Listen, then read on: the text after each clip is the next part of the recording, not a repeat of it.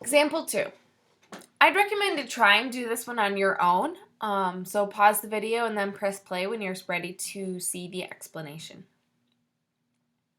So we want to again find the first 5 terms of the sequence. We're told the first term. We are told a sub 1 equals negative 2. So we're given the first term. So we know the very first in this list of 5, if I were to write it out. 1, 2, 3, 4, 5. So the very first number is negative 2. We're given that. Then we're given the formula a sub n equals 3 times a sub n minus 1 plus 2. If it's helpful, I would recommend writing this out in words if that's easier to understand than with all these symbols. So again, this a sub n piece, this first part, is just saying if you want to find your new number, we're going to take, and then it says 3, right here. And then we have this a sub n minus 1. And remember, this a subscript n minus 1, that entire thing is just a very mathy way of saying you're going to plug in your previous number.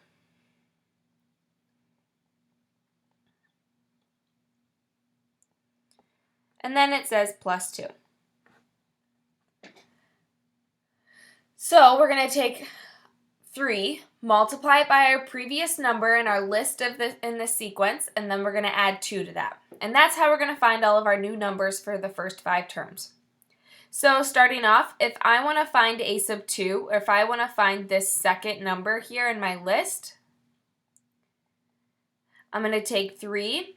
I'm going to multiply that by my previous number. So my previous number in this list for the sequence is negative 2. Then I'm going to add 2. Well, 3 times negative 2 is negative 6. Negative 6 plus 2 is negative 4. So I know that my second number in this list of numbers is negative 4. And again, I'm plugging in my previous number for that a subscript n minus 1. If I want to find my third number, the number that comes after negative 4, I'm going to do 3 times my previous answer, which was negative 4, plus 2. That would be negative 12 plus 2, which is negative 10.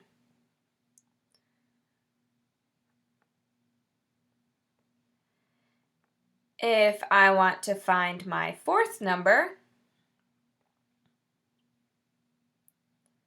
I'm going to do 3 times the previous answer, which was negative 10, plus 2. That would be negative 30 plus 2, which is negative 28.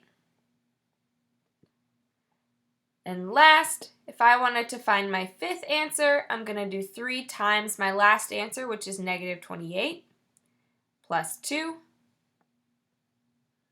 And that would give me negative 82.